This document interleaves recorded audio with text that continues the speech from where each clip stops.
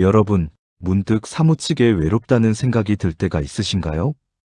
퇴근길 버스 창밖을 바라보다가 혹은 주말 오후 텅 빈 거실에 혼자 앉아 있을 때 세상에 나 혼자만 남겨진 것 같은 기분이 들 때가 있습니다. 연락처 목록을 아무리 내려봐도 막상 마음 편하게 전화할 사람이 없고 화려한 SNS 속 친구들의 모습과 달리 나만 뒤처지고 고립된 것 같아 불안해지기도 합니다. 우리는 어려서부터 사람들과 잘 어울려야 한다. 인맥이 재산이다. 혼자 있으면 처량해 보인다라는 말을 끊임없이 들으며 자랐습니다. 그래서 혼자 밥을 먹는 것이 부끄럽고 혼자 여행을 가는 것이 두렵고 나이가 들어 혼자 남겨질까봐 원치 않는 관계를 억지로 붙들고 있기도 합니다.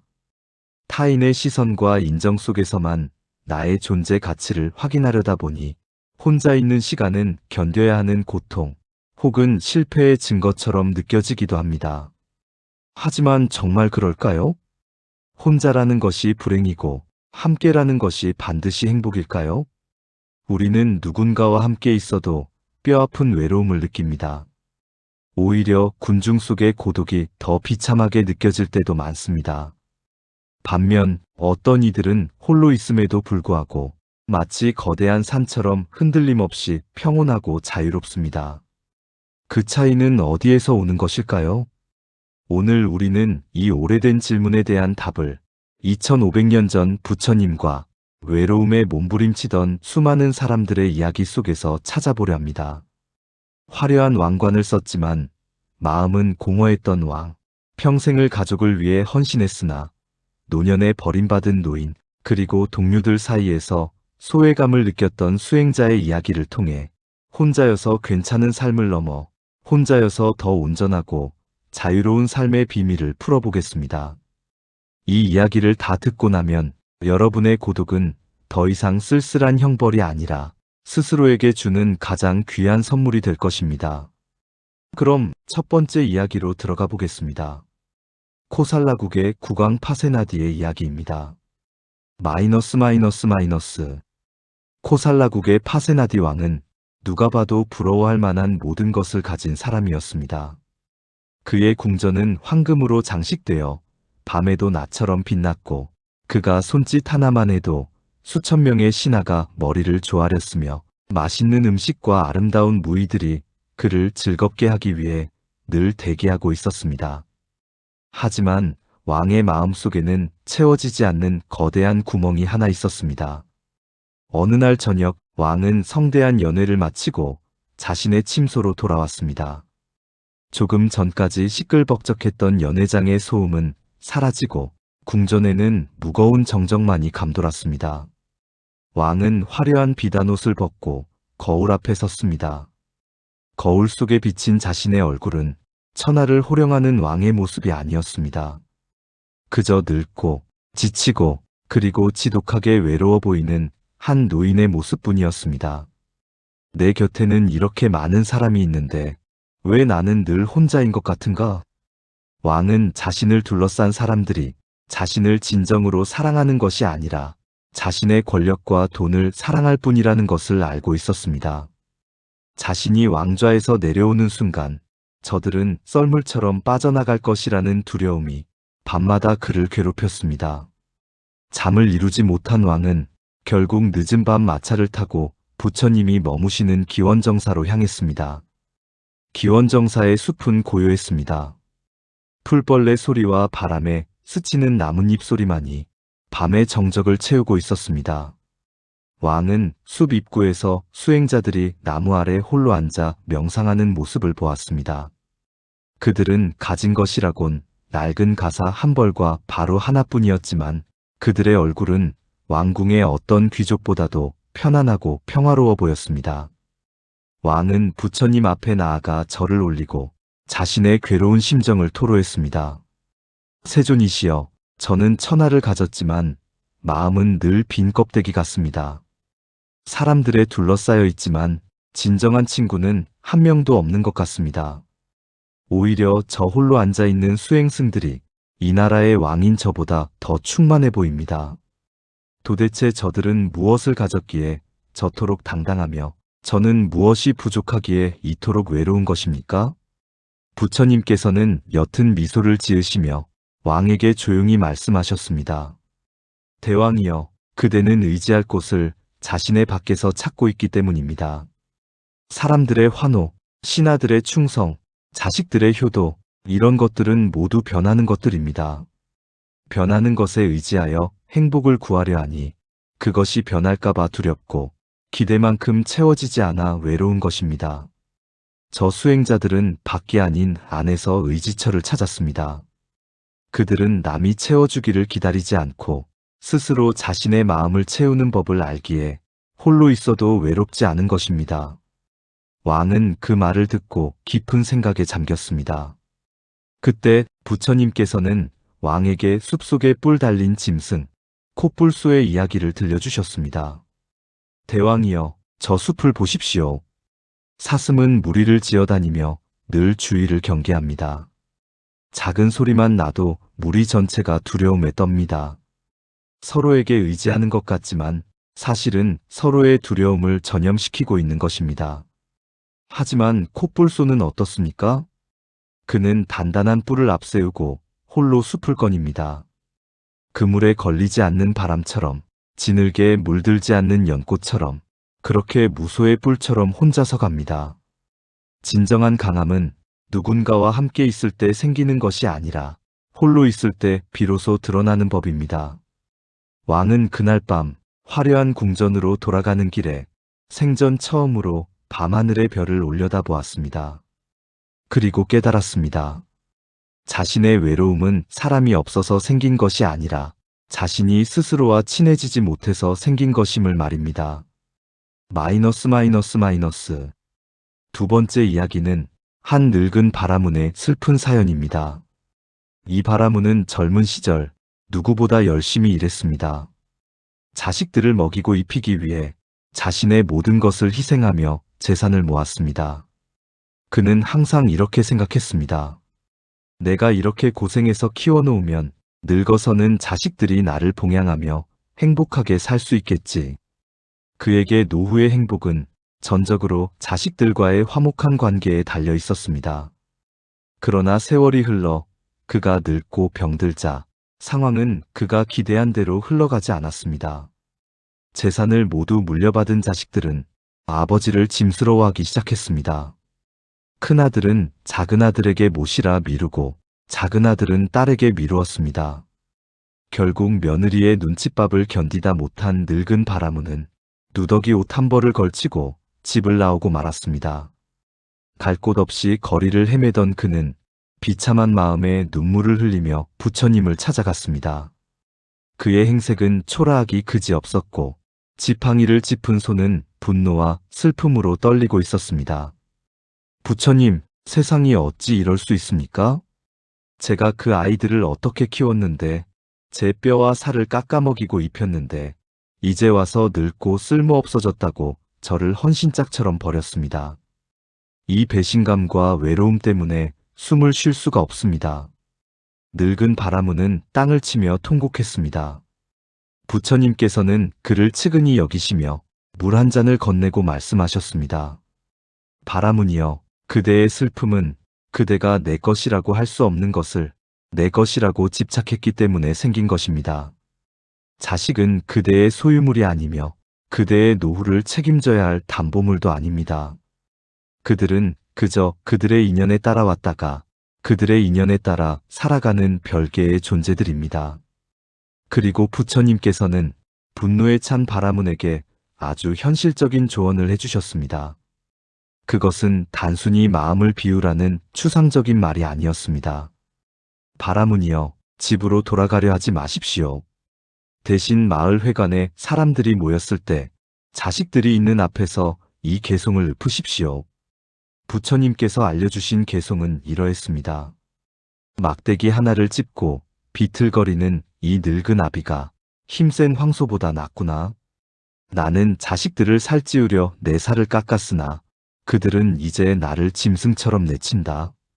남들이 나를 비웃어도 나는 내 지팡이에 의지하여 홀로 걷노라. 이 지팡이는 나를 버리지 않고 넘어지는 나를 잡아주니 불효한 자식보다 이 마른 막대기가 더 효자구나. 바라무는 부처님이 시키는 대로 마을 사람들이 모두 모인 자리에서 자식들을 바라보며 담담하게 이 시를 읊었습니다. 비난이나 욕설이 아닌 자신의 처지를 빗댄 시적인 표현에 마을 사람들은 숙연해졌고 자식들은 얼굴을 들지 못하고 수치심에 눈물을 흘렸습니다. 자식들은 무릎을 꿇고 아버지께 용서를 빌며 다시 집으로 모시려 했으나 바라무는 예전과 달라져 있었습니다. 그는 더 이상 자식들의 태도에 일일비하지 않았습니다. 그는 자식들의 집에 돌아가서도 자신의 방에서 홀로 명상하며 스스로의 마음을 돌보는 일에 집중했습니다. 그는 깨달았습니다. 인생의 마지막 길은 결국 혼자 걸어가야 하는 것이구나. 자식이 곁에 있든 없든 내 마음이 평화로워야 진정으로 행복한 것이구나. 마이너스. 세 번째 이야기는 동료들 사이에서 소외감을 느끼던 젊은 수행자 티사 비구의 이야기입니다. 티사는 부처님의 사촌 동생으로 늦은 나이에 출가했습니다. 그는 왕족 출신이라는 자만심이 있어서인지 아니면 성격이 유별나서인지 동료 수행자들과 잘 어울리지 못했습니다. 사람들은 그를 피했고 그는 늘 혼자 밥을 먹고 혼자 길을 걸었습니다. 어느 날 티사는 부처님을 찾아와 하소연했습니다. 부처님, 동료들이 저를 따돌립니다. 아무도 저에게 말을 걸지 않고 제가 다가가면 자리를 피합니다. 도반 수행 친구의 수행의 전부라고 하셨는데 저는 이렇게 혼자이니 수행을 할 맛이 나지 않습니다. 너무나 외롭고 괴롭습니다. 부처님께서는 티사를 바라보며 엄중하게 꾸짖으셨습니다. 티사여, 그대는 어찌하여 남들이 그대에게 맞춰주기를 바라는가? 그대가 외로운 이유는 동료들이 없어서가 아니라 그대의 마음속에 대접받고 싶은 욕망이 가득 차 있기 때문이다. 그 욕망이 채워지지 않으니 미움이 생기고 그 미움이 그대를 고립시키는 것이다. 그러면서 부처님께서는 아주 중요한 가르침을 주셨습니다. 티사여, 어리석은 자와 어울려 걷느니 차라리 홀로 걷는 것이 낫다. 지혜로운 친구를 얻지 못했다면 무소의 뿔처럼 혼자서 가라. 악한 법과 어울리면 죄를 짓게 되고 어리석은 말에 휩쓸려 마음이 흐트러진다. 홀로 있음은 외톨이가 되는 것이 아니다. 그것은 온전한 나 자신과 마주하는 시간이며 나쁜 인연으로부터 나를 보호하는 갑옷과 같다. 부처님은 숲속의 큰 코끼리 파릴레아카의 이야기를 들려주셨습니다. 예전에 숲속의 코끼리 왕이 자신을 귀찮게 하는 무리에서 떠나 홀로 숲으로 들어간 적이 있다. 그 코끼리는 번잡한 무리에서 벗어나 홀로 맑은 물을 마시고 홀로 나무 그늘에서 쉬며 진정한 자유를 누렸다. 티사여, 사람들에게 둘러싸여 칭송받기를 원하지 마라. 그것은 꿀이 발린 칼날과 같다. 혼자 있는 시간을 두려워 말고 그 시간 속에 있는 침묵과 평화를 사랑하라. 그때 비로소 그대는 누구에게도 의존하지 않는 진정한 자유인이 될 것이다. 티사는 그 말씀을 듣고 자신의 외로움이 사실은 인정 욕구였음을 깨달았습니다. 그는 더 이상 사람들의 눈치를 보지 않았습니다. 홀로 숲속을 걸을 때도 자신의 발자국 소리를 친구 삼았고 바람 소리를 스승 삼았습니다. 그렇게 홀로 충만해지자 신기하게도 사람들이 다시 그에게 다가오기 시작했습니다. 하지만 이제 그는 사람들이 오면 오는 대로 반갑고 가면 가는 대로 평온한 상태가 되었습니다. 마이너스. 네 번째 이야기는 가장 사랑하는 가족을 잃고 미쳐버릴 듯한 슬픔에 빠졌던 여인 빠따짜라의 이야기입니다. 빠따짜라는 한순간의 사고로 남편을 잃고 두 아이마저 잃었으며 친정으로 돌아가는 길에 부모님과 오빠마저 집이 무너져 사망했다는 소식을 들었습니다.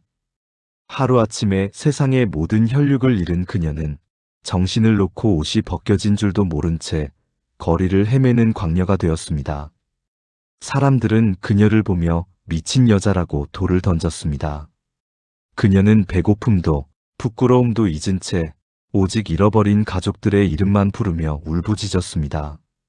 세상에 나 혼자만 남았다는 그 절대적인 고립감이 그녀의 이성을 마비시킨 것입니다.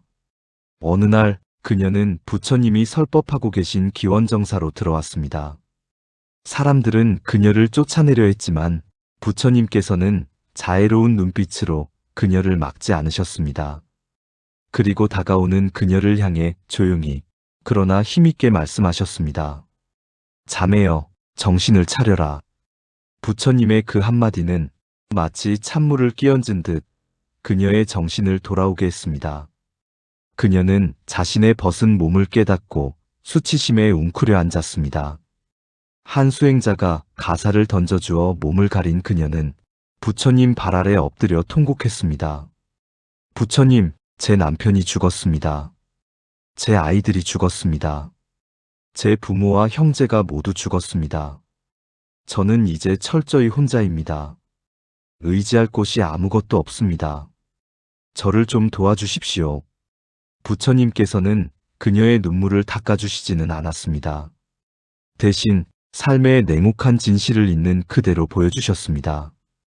빠따짜라여, 네가 흘린 눈물이 사대양의 바닷물보다 많다. 가족이 살아있을 때도 그들은 너를 죽음에서 구해주지 못한다. 자식이 있다고 해서, 부모가 있다고 해서 죽음이라는 거대한 파도를 막아줄 수 있는가? 아니다.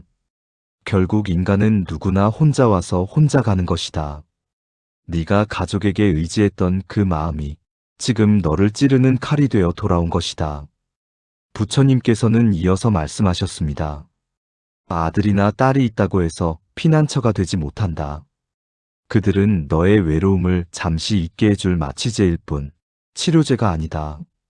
지혜로운 사람은 이 덧없는 관계에 목숨을 걸지 않는다. 오직 자기 자신을 등불로 삼고 진리를 피난처로 삼아 스스로의 힘으로 이 고통의 바다를 건너가야 한다. 빠따짜라는 그 말씀을 듣고 비로소 바닥을 치고 일어섰습니다. 모두 잃었기에 더 이상 잃을 것이 없다는 사실이 역설적으로 그녀에게 자유를 주었습니다. 그녀는 더 이상 누군가의 아내, 누군가의 엄마가 아닌 수행자 빠따짜라로서 홀로 섰습니다. 훗날 그녀는 수많은 비구니들의 존경받는 스승이 되었고 누구보다 강인한 정신력으로 슬픔에 빠진 사람들을 위로하는 위대한 치유자가 되었습니다. 다섯 번째 이야기는 한 상인 수다타급 고독장자의 이야기입니다. 그는 부처님께 기원정사를 보시한 엄청난 부자였지만 말년에 사업이 기울고 가세가 급격히 기울었습니다. 돈이 많을 때는 문지방이 닳도록 드나들던 친구들이 그가 가난해지자 발길을 뚝 끊었습니다. 심지어 그가 도움을 청하러 갔을 때 문전박대하는 친구도 있었습니다. 수다타는 씁쓸한 마음으로 부처님을 찾아와 말했습니다. 세존이시여, 세상 인심이 참으로 무섭습니다.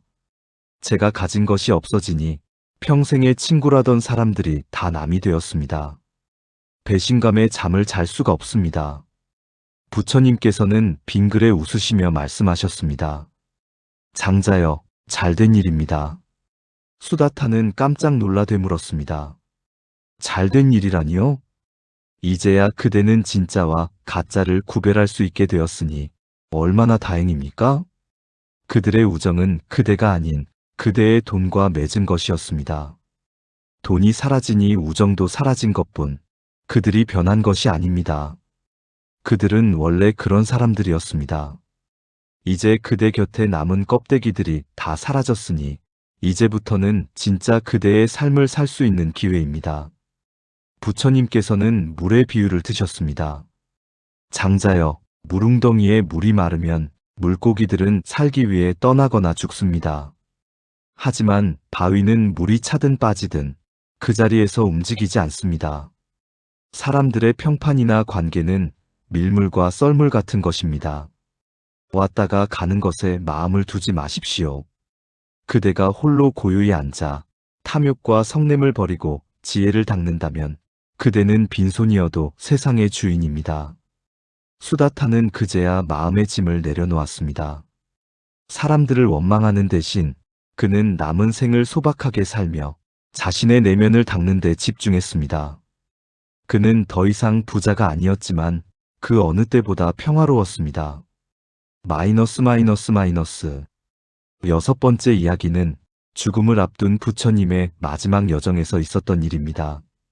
부처님의 수제자 아난다는 부처님의 열반 죽음이 다가오자 슬픔을 이기지 못하고 문틀을 잡고 울고 있었습니다. 스승님께서 가시면 이제 저는 누구를 의지합니까? 저는 아직 깨달음을 얻지 못했는데 저를 이끌어줄 등불이 사라지면 어찌합니까? 평생을 부처님의 그림자처럼 보필했던 아난다는 부처님 없는 삶을 상상조차 할 수 없었습니다. 그의 외로움은 의존에서 오는 공포였습니다. 병상에 누우신 부처님께서는 우는 아난다를 불러 곁에 앉히고 불교 역사상 가장 위대한 유언 중 하나인 자등명 법등명을 설하셨습니다. 아난다여, 울지 마라. 내가 누누이 말하지 않았느냐? 사랑하는 모든 것과는 반드시 헤어지게 마련이다. 태어난 것은 반드시 죽고 만난 것은 반드시 헤어진다. 이것을 거스르려 하는 것이 고통이다. 부처님은 가쁜 숨을 몰아쉬며 이어가셨습니다. 아난다여, 남에게 의지하지 마라. 나에게도 의지하지 마라. 오직 너 자신을 등불로 삼고자 등명, 진리를 등불로 삼아라 법등명. 내가 간 후에도 내가 가르친 진리는 내 곁에 남아 스승이 될 것이다. 스스로를 섬처럼 만들어라. 어떤 파도에도 휩쓸리지 않는 단단한 섬이 되어라. 부지런히 정진하여 너 스스로의 힘으로 해탈을 구하라. 이 말씀은 인간은 근원적으로 혼자일 수밖에 없는 존재라는 선언이자 동시에 혼자이기에 위대해질 수 있다는 축복이었습니다. 아난다는 눈물을 닦고 스승의 육신에 대한 집착을 내려놓았습니다. 부처님이 떠나신 후 아난다는 홀로 용맹정진하여 마침내 깨달음을 얻고 아라한이 되었습니다. 그가 의지할 곳을 박부처님에서 안자신으로 돌렸을 때 비로소 완성된 것입니다. 마이너스 마이너스 마이너스. 일곱 번째 이야기는 숲속에서 수행하던 한 비구가 밤의 어둠과 고독을 무서워하자 부처님이 해주신 이야기입니다. 그 비구는 낮에는 괜찮았지만 밤이 되어 숲이 캄캄해지고 짐승 울음소리가 들리면 무서움에 떨며 마을로 내려가고 싶어 했습니다. 부처님께서는 그 비구에게 말씀하셨습니다. 비구여, 두려움은 어디서 오는가? 그것은 나라는 생각, 그리고 내 몸을 지키고 싶다는 애착에서 온다. 네가 만약 이 몸이 텅 빈 것이고 언젠가는 숲의 흙으로 돌아갈 것임을 진정으로 안다면 호랑이가 나타나든 귀신이 나타나든 두려울 것이 없다. 그리고 덧붙이셨습니다. 과거를 돌아보지 말고 미래를 바라지 마라. 과거는 이미 지나갔고 미래는 아직 오지 않았다. 오직 현재에 머물러라. 지금 이 순간 숨이 들어오고 나가는 것만 지켜보라. 그때 너는 혼자 있어도 우주 전체와 함께 있는 것이다. 고독살러투드은 외로움 놀리너스이 아니다. 고독은 잡동사니가 치워진 텅 빈 방과 같아서 그 안에서 비로소 진리의 빛이 들어올 수 있다. 비구는 그 말씀을 따라 공포가 밀려올 때마다 호흡에 집중했습니다. 나는 지금 숨을 들이마신다. 나는 지금 숨을 내뱉는다. 그러자 숲의 어둠은 더 이상 공포의 대상이 아니라 자신을 감싸주는 포근한 이불처럼 느껴졌습니다. 그는 숲의 정막 속에서 생애 처음으로 완벽한 자유를 맛보았습니다. 마이너스 마이너스 마이너스. 여덟 번째 이야기는 지혜의 1인자 사리불존자의 이야기입니다. 사리불존자는 종종 무리를 떠나 홀로 지내는 것을 즐겼습니다. 어떤 이들이 물었습니다. 존자시여, 당신처럼 지혜로운 분이 왜 대중을 이끌지 않고 홀로 계십니까? 심심하지 않으십니까? 사리불존자는 미소를 지으며 대답했습니다. 사자라이었는 소리에 놀라지 않고 바람은 그물에 걸리지 않는다. 나는 침묵 속에서 법 DHAMMA과 대화한다. 내 안에는 탐욕도 성냄도 어리석음도 없다. 불필요한 말과 잡념이 사라진 이 고요함이야말로 세상 어떤 음악보다 즐겁고 세상 어떤 연애보다 풍요롭다. 범부는 혼자 있을 때 불안해하지만 지혜로운 자는 혼자 있을 때 비로소 완전해진다. 마이너스 마이너스 마이너스. 여러분, 지금까지 부처님과 제자들의 8가지 이야기를 들어보았습니다. 왕, 노인, 소외된 자, 가족을 잃은 자, 몰락한 상인. 이들의 모습은 오늘날 우리의 모습과 다르지 않습니다. 그렇다면 이 오래된 이야기들이 스마트폰과 SNS, 그리고 복잡한 인간관계 속에 살아가는 2024년에 우리에게 주는 구체적인 해법은 무엇일까요? 우리는 어떻게 해야 혼자라도 정말 괜찮은 인생을 살 수 있을까요? 여기 부처님의 지혜를 현대적으로 해석한 4가지 삶의 원칙을 제안합니다. 첫째, 외로움 롤리너스과 고독 살러투드를 명확히 구분하십시오. 외로움은 남이 나를 채워주기를 바라는 결핍의 상태입니다. 왜 나한테 연락이 없지? 왜 나만 혼자 밥을 먹지? 라며 타인을 갈구하는 마음입니다. 반면 고독은 내가 나 스스로와 함께 있는 충만의 상태입니다. 부처님께서 말씀하신 무소의 뿔처럼 혼자서 가라는 말은 사람들을 피해서 숨으라는 뜻이 아닙니다. 타인의 시선이나 인정에 휘둘리지 말고 자기 중심을 잡고 주체적으로 살라는 뜻입니다. 혼자 카페에 앉아 있는 시간을 처량하게 남들이 어떻게 볼까 걱정하는 시간으로 쓰지 마십시오. 대신 온전히 커피 향과 책, 그리고 내 생각에 집중하는 귀한 시간으로 재정의하십시오. 여러분이 외로움이라는 단어를 자유로운 고독으로 바꾸는 순간 고통은 즐거움으로 변합니다. 둘째, 인간관계의 다이어트를 시작하십시오. 수다타 장자의 이야기처럼 우리가 맺고 있는 수많은 관계 중 상당수는 거품입니다. 전화번호부에 저장된 수천 명의 사람이 내 외로움을 해결해 주지 않습니다. 오히려 불필요한 단체 채팅방, 의무감으로 나가는 모임, 나를 감정 쓰레기통으로 취급하는 관계들이 우리의 에너지를 갉아먹고 나를 더 공허하게 만듭니다. 부처님은 어리석은 자와 길을 가느니 홀로 가는 것이 낫다고 단호하게 말씀하셨습니다. 나를 존중하지 않는 사람, 만나고 나면 기가 빨리는 사람과의 관계를 과감히 정리하십시오. 비워내야 채워집니다. 불필요한 인연을 정리하고 생긴 그 빈 공간에 진짜 나를 위한 시간을 채워 넣으십시오. 셋째, 자신을 위한 의식 리추얼을 만드십시오. 늙은 바라무는 자식에게 의지하는 것을 멈추고 스스로 명상하며 마음을 챙겼습니다. 현대인인 우리에게도 이런 홀로 있음의 의식이 필요합니다. 아무도 없는 집, 퇴근 후의 저녁 시간은 무서운 시간이 아닙니다. 내가 좋아하는 차를 정성스럽게 우려 마시고 좋아하는 음악을 틀어놓고 반신욕을 하고 일기장에 내 마음을 솔직하게 적어보는 시간. 이런 소소한 의식들이 쌓이면 우리는 혼자 있는 시간을 기다리게 됩니다. 오늘은 나랑 뭐하고 놀까?